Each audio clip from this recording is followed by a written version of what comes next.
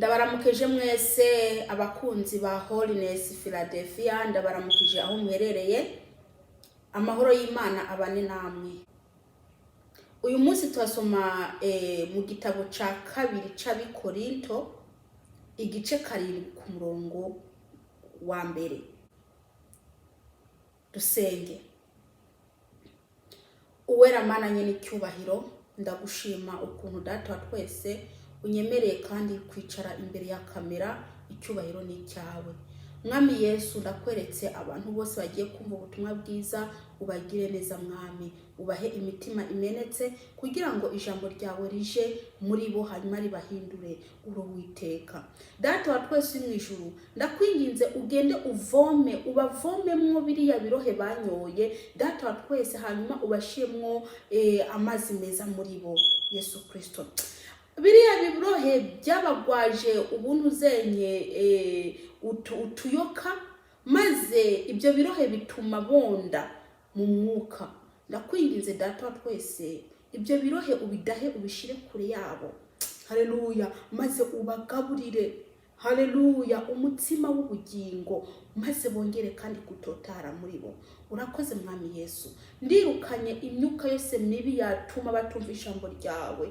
Urakoze Yesu Kristo. Ndabirukanye mu izina rya Yesu Kristo Munazareti. Iyo myuka yose mibi genda muri bo, ishe mu izina ryawe Yesu Kristo Munazareti. Data wa twese mu ijuru, ndakwinginze Yesu Kristo urungi ku mwuka wera, maze abe hano anshigikira umurimo wawe. Urakoze Mwami. Savye nize kuvyumvishije ni mu izina rya Yesu Kristo. Amen. Turirimba ukakorasi n'agakorasi gato muranyihanganira.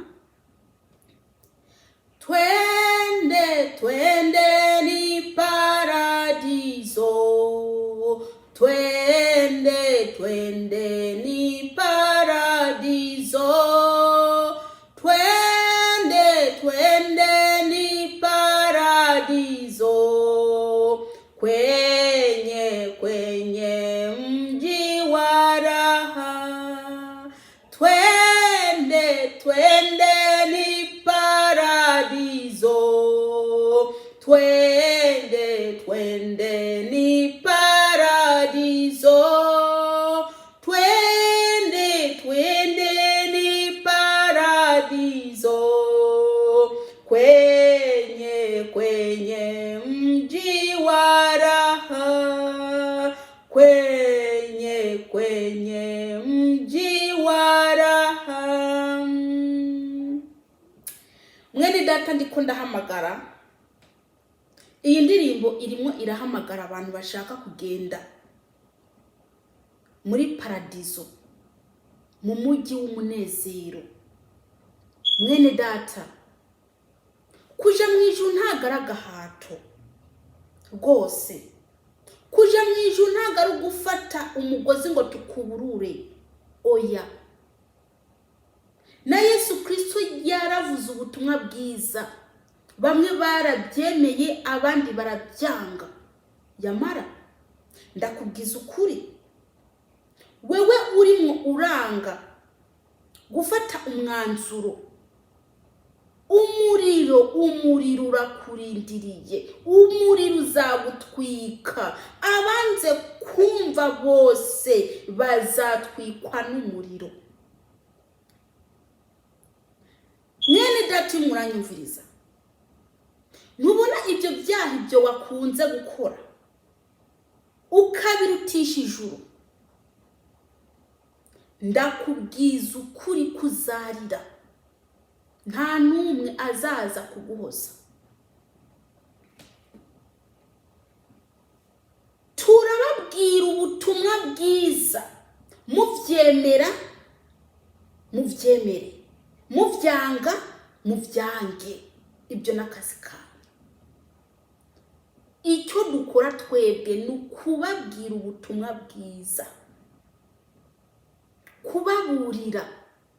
Nimwanga kumva, amaraso yanyu ntago azanja ku mutwe. Amaraso yanyu mwebwe ubwanyu azababazwa. nimwanga kumva n'akazi kawe.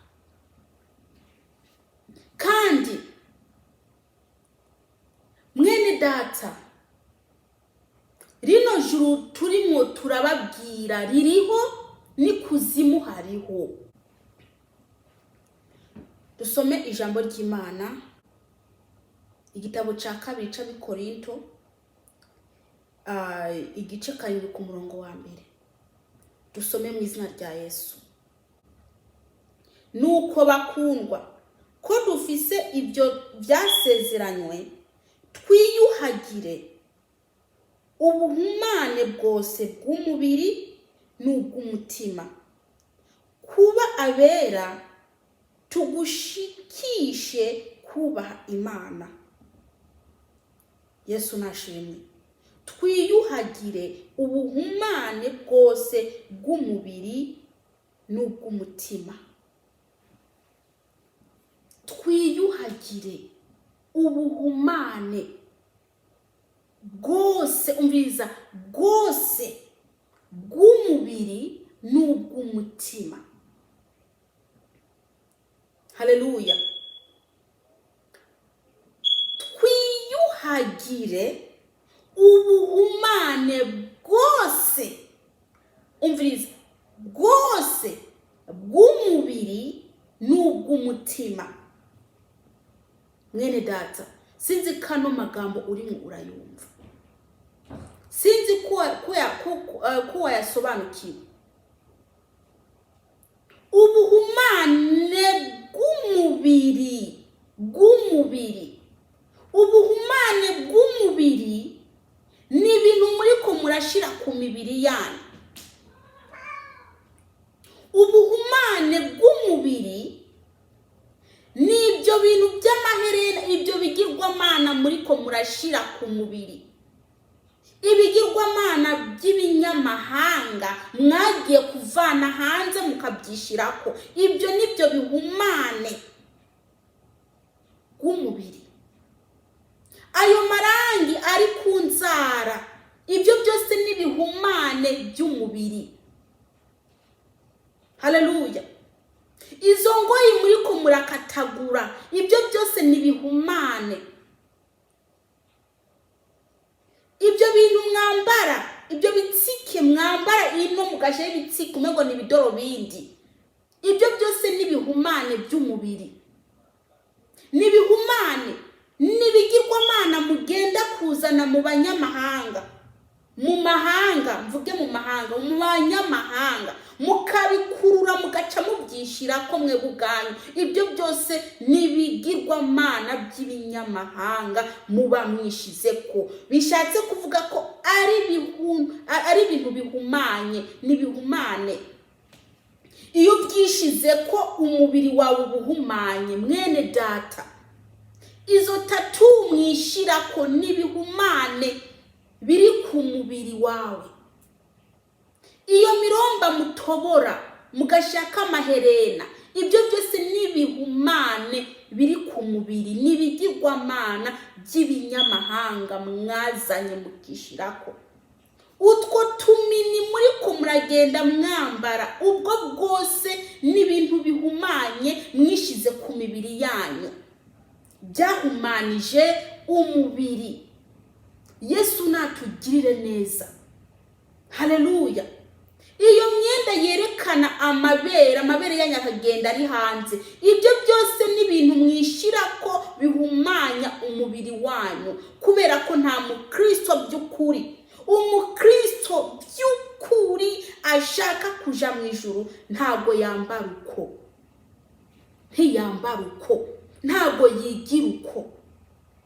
Iyo umaze kwishira ko ibinyamahanga, nawe uba ubaye umunyamahanga yanduye, umunyamahanga, kubera ko naho uba utandukanye nuriya w'umunyamahanga, kubera ko muca mugaragara cyo kimwe, muca mugaragara cyo kimwe. Ibyo bikofero by'imishatsi mwishira ko n'ibintu by'ibinyamahanga, n'ibigirwamana by'ibinyamahanga. Yamara ibyo bishatsi uzasanga rimwe na rimwe babikatagura, babikura ku mitwe y'abantu, bakagenda bakanabidoda, bakazana mu mukambara. ikintu cyose Imana itakuremanye ukacishirako ni kinyamahanga.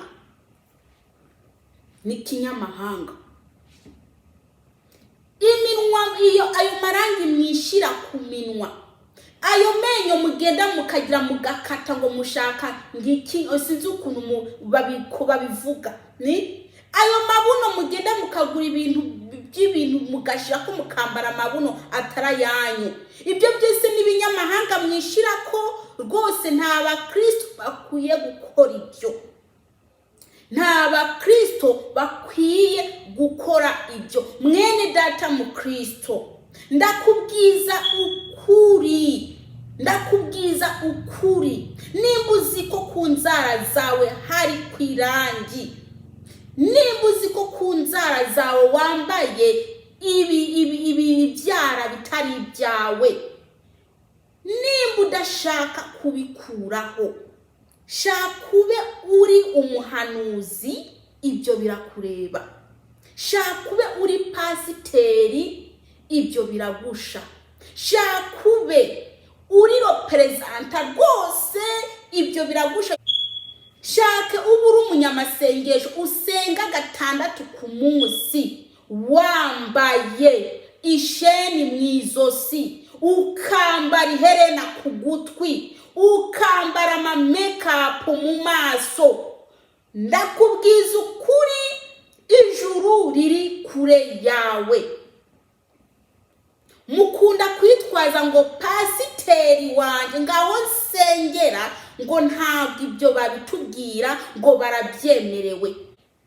Kuriya munsi ntabwo uzavuga ngo ku rushengero ngo ntabwo bigeze batwigisha.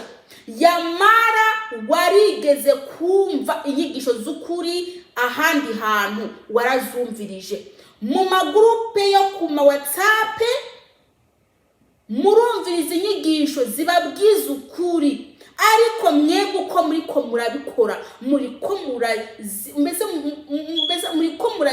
murazigaya, mukavuga muti ku rushengero iwacu baremeye abakobwa bambara utumini n'ibiki byose. Ndakubwiza ukuri, ibyo byose uri murakora.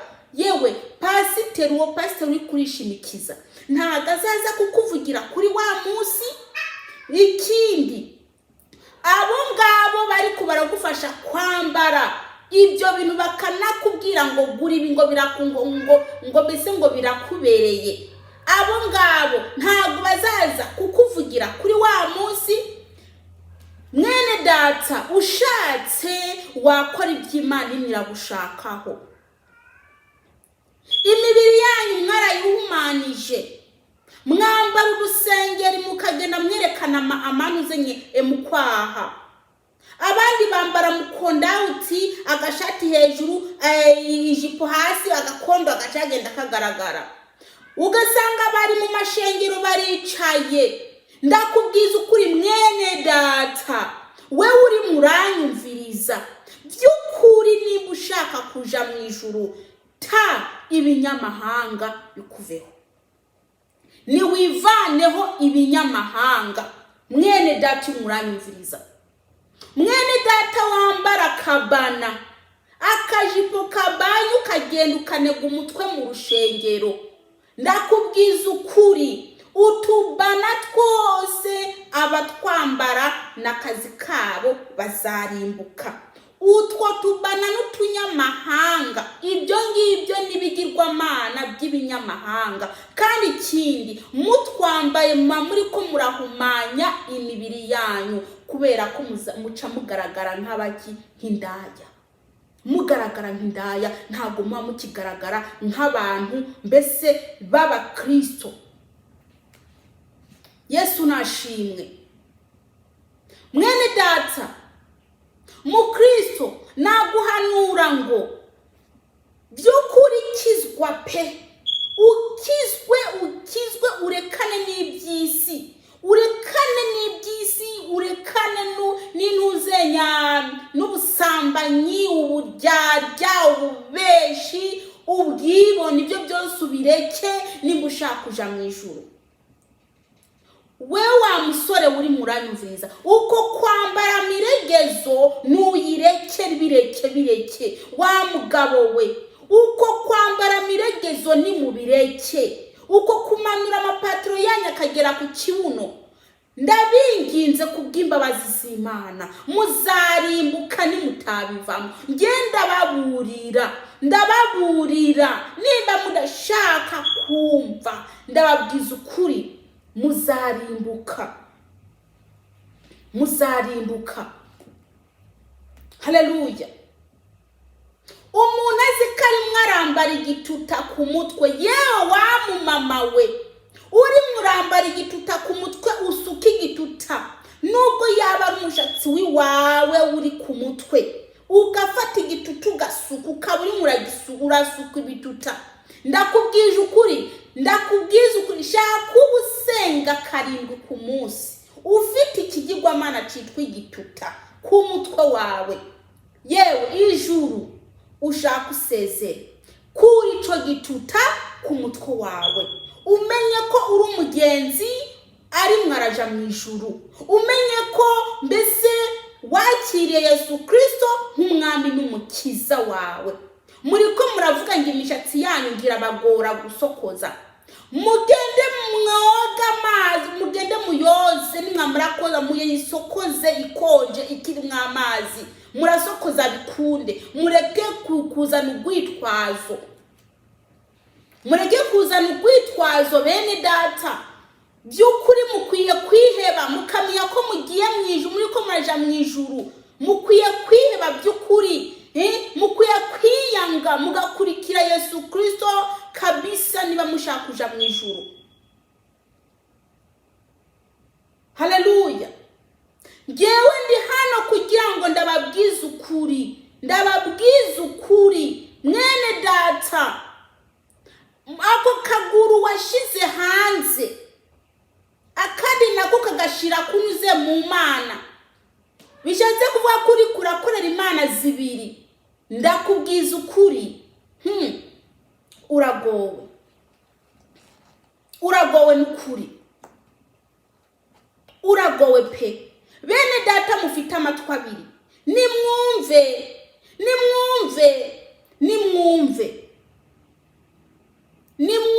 Imana ntago izava mu ijuru ngo ubone ifite Bibiliya ngije kugira iki, kuvuga ubutumwa ngo nimwihane kuko ubwami bw'Imana buri hafi. Reka Imana izanyura mu bakozi bayo bababwira ubutumwa bwiza, nimwanga kumva n'akazi kanyu. Utu ni dutoya nta kibazo, utwo duto nitwo tuzakurimbura. Nta cyaha kiba gito imbere y'Imana. Ibyo uvuga ngo ni dutoya, ngo ntaco bivuze ngo ni dutoya, utwo ngutwo tuzakurimbura. Abakristo mufite iminwa miremire, murafite n'urwangano. Abantu bose bangana nta juru bafite. Yewe mukristo uri muranyumvise ufite umunwa muremure, abantu b'iminwa bavuga bagenzi babo, dore abavuga bagenzi babo nabi, abo ngo bamenye ko atajuru bafite. Ikindi mufite urwangano. Iyo umuntu Imana imutegeje imbere, urashavura ukarakara, ukiyumvira kumugira nabi. Nta rukundo muri mwebwe mufite, ahubwo mwipfuriza bagenzi banyu nabi. Reka ndababwire, mwebwe mwifuriza bagenzi banyu nabi muzarimbuka. Nimwihane hakiri kare. Mwebwe muranga bene so, mukabadodobereza, mukabavugaho ibitari byo, mukanababeshera. Murangana mwebwe. Abantu bose bangana nta juru bafite. Abariko barisiga amanu zenya makoro za mikorogo, abagabo muriko muritukuza, mugafata amavuta ya mukorogo mukisiga mu maso, mukisiga ku mibiri yanyu, ugasanga wari umukara, mbese usigaye umeze nk'umuneke. Ndababwiza ukuri, muzarimbuka. muzarimbuka, badashaka kwihana bose bazarimbuka. Abibone bose ni inkozi z'ibibi, umuriro uzabarigata, umuriro uzabatongora, umuriro uzabatwika nimba mudashaka kwihana. Ni mwihane. Imana ikintu iri kirabashakaho ni ukugira ngo mwihane. Ntimurebe muri ko murasenga ngo nta nyigisho nk'izi batwigisha. Barazi ko ari icyaha, barazi ko Imana ibyanga, ariko kubera inda ndende yabaruse ntibashaka kuvuga ukuri, kubera ko bazi ko benshi babavaho bakagenda hagasigara bangahe. Ndababwiza ukuri, abatari ko barabwiza abantu ukuri ngo bave mu byaha ngo bihane, Imana izabarimbura.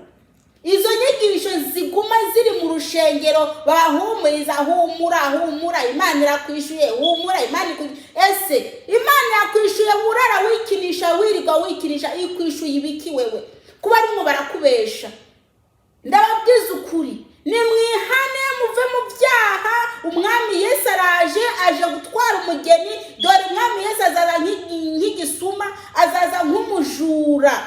Mwene data, ntuzi umunsi, ntuzi isaha, ntuzi n'iminota. Umwami Yesu araje. Buri muntu nitunganye, buri muntu nikureho imyanda, buri muntu nirebe mu mutima, yirebe no hanze. Ndababwiza ukuri, mukizwe hanze no mu mutima. Mureke uvuga ngo ko ntasambana, ko ntiba, ko ntabesha. Ibyo nabyo bikikuriko, ibyo nabyo bikikuriko. Byo bigira uzabijana mu ijuru.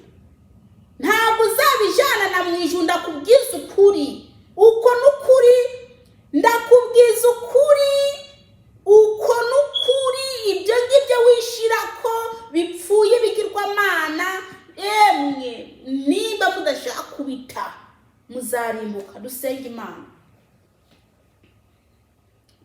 Imana. Buri muntu wese akwiye kwikontora, akareba ijipo ibani yambara akayita, akayivanaho. Iherena yambara akarikura, akarita, ntarihe ubundi, ntariguze, arite. Ishati abona yigaragaza amabere, akure aje gutwika ate, kugira ngo ntagire uwundi muntu ayambara, kugira ngo ntagire uwundi muntu ayitora. Mugende mu bite, ibyo mufite mudashobora kwambara biteye isoni, kura mute. Ibisheni byo mu izosi nimugende gutari, nimubicuruze, nimubihe bagenzi banyu.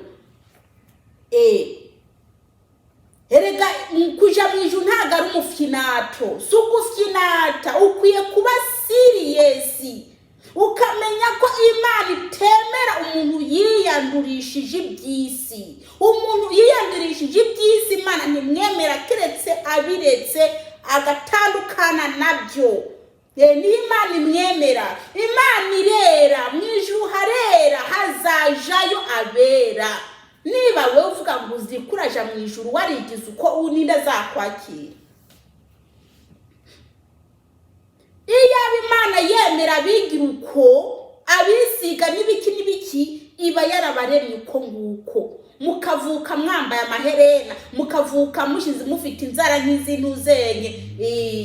Imana iba yarabaremye uko, ariko kubera ko Imana itemera, itabikunda, yavuze iti ngo tureme umuntu mu ishusho yacu nk'uko dusa.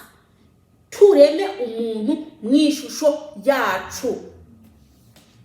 Tugiye gusenga Imana. Niba ushaka guta ubusambanyi, tugiye gusenga.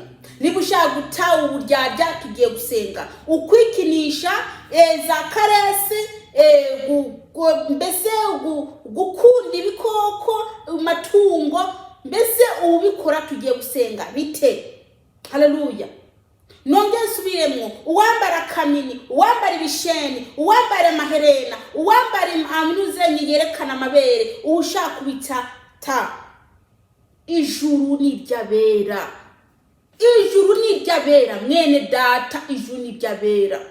Ijuru ntago ari iry'abantu bihindaguye. Dusenge. Data wa twese uri mu ijuru, ndagushima ko aya magambo uhaye abantu bawe. Mwami Yesu, ndasenge uyu mwene data mwami ashaka kwihana. Ndakwinginze Yesu Kristo, ugende umugeneze, ugende umweze, umwogeshe ya maraso wavira ku musaraba data. Ndakwinginze data wa twese umugire icaremwe gisha. Uwiteka Mana nyiringabo, ibyo yakoze ntiwongere kwimuharurira, ahubwo mwami Yesu Kristo izina ryiwe uryandike mu gitabo c'ubugingo. Mwami Yesu abicaremwe gisha. Urakoze mwami Yesu, ndakwinginze mwami Yesu ubagiye neza, ubaha umwuka wera, bagendane maze bayobore. Urakoze data, sabye nize kuvyumvishije, ni mwiza rya Yesu Kristo. Amen. Imana nibaha umugisha kandi nibagire neza.